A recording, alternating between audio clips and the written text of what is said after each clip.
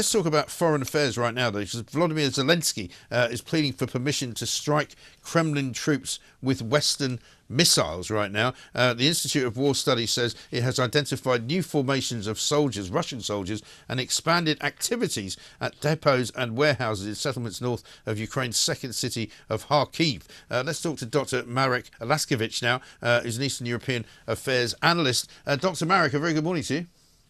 Good morning. Thank you very much for joining us. Is this a noticeable change in tactics or strategy from Russia, as far as you can tell? No, in the sense that Russia still intends to win the war, and if it could open up another front nearby, it could overstretch the Ukrainian defenses. So it's simply part of its ongoing policy.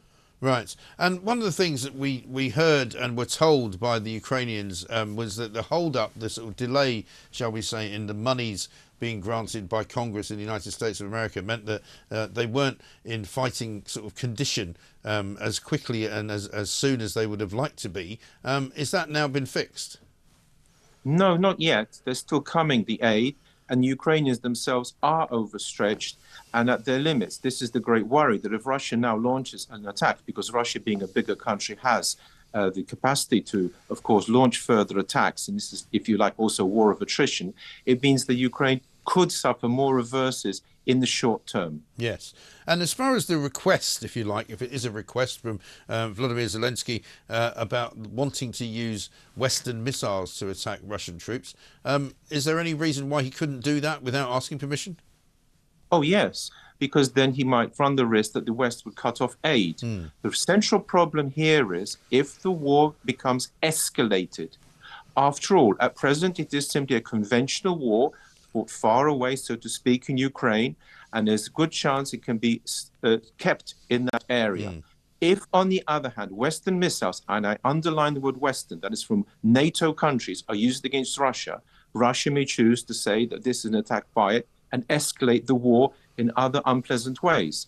Therefore, Zelensky's request must be judged not only on whether it's militarily necessary for him, but also whether it's a good idea in view of the fact of trying to contain the war. Right. And what would the West's view be of that request in terms of what sort of, news would have to change from their point of view to be able to say, yes, that's okay, you can go ahead and do that?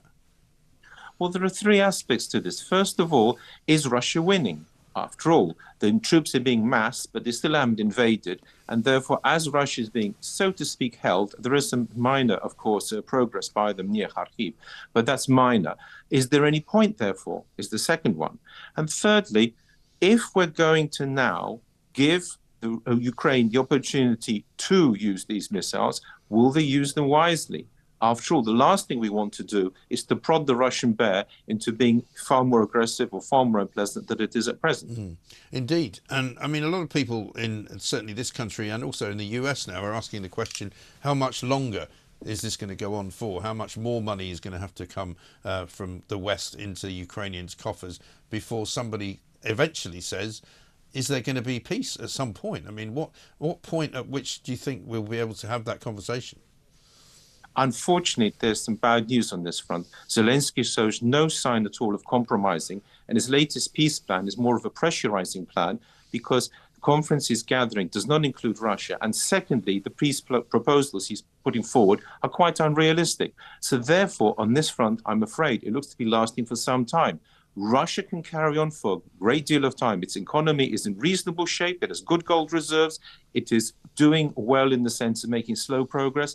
Therefore, I could see it continuing the rest of this year, which is, of course, as you rightly pointed out, bad news for the West because it means more money being sent over there. Well, it does really, doesn't it? Because I think most European views and most European, sort of Western European parliaments anyway, were under the impression that if we gave enough aid to Ukraine, they could fight Russia off. But that doesn't seem to be the case, does it? It seems to be more of a stalemate, if anything. Yes, in fact, I would put it as a stalemate with the advantage to Russia's side, because Russia has invaded, successfully conquered and occupied a part of Ukraine, and there's no chance, as we can see at present, of it being dislodged from there. Therefore, from this point of view, it is a clear Russian victory, albeit limited in comparison to what they wanted when they invaded the whole of Ukraine at the very start. Nevertheless, it also means that although we're pouring money into Ukraine, it is unlikely that there will be any real progress from the Western's point of view. And therefore, sooner or later, and I think the initiative will have to come from the West, because President Zelensky has offered many attempts at exactly the same peace proposals, which are quite useless as far as I can tell, in trying to end the war. Unless the West does something, it will carry on. Russia is perfectly capable of carrying for many years. Please note, the Russians have had many, many invasions in their history and have yet to be conquered and have yet to just back out of wars willy-nilly, if you like, and just simply drop out of them. No, I think that's absolutely right. Great to talk to you, Dr. Marek Laskiewicz. Thank you very much indeed. Eastern European Affairs analyst there. With the rather bad news, you might not be surprised to hear that Vladimir Zelensky's plans for peace are not in any way acceptable to Russia. There's not likely to be any peace between now and the end of the year. And an awful lot of people, I think, by the time we get a new government on July the 5th, will be itching to say, well, how much more of this are we supposed to pay for? How much more of this are we supposed to give money to? And why?